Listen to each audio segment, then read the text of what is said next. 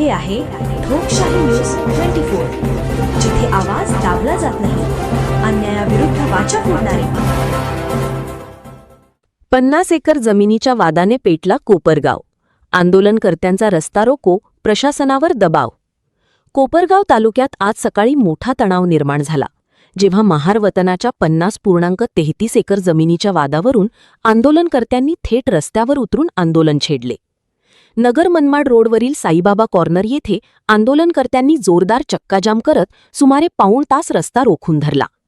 या अचानक झालेल्या रस्ता रोकोमुळे वाहतुकीवर मोठा परिणाम झाला आणि नागरिकांना काही काळ अडचणींचा सामना करावा लागला.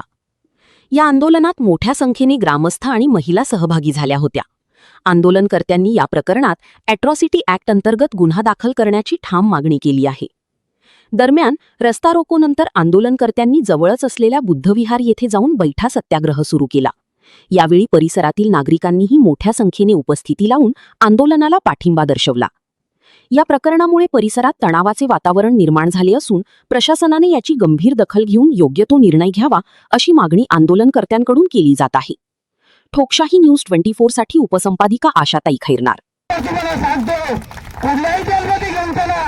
कुठल्याही राज्यकर्त्याकडे घेऊन चला आणि आता थोड्या दिवसात माननीय आमदार बाळासाहेब विखे साहेब यांना आम्ही जाब विचारून संविधानाची प्रत भेट देणार आहोत.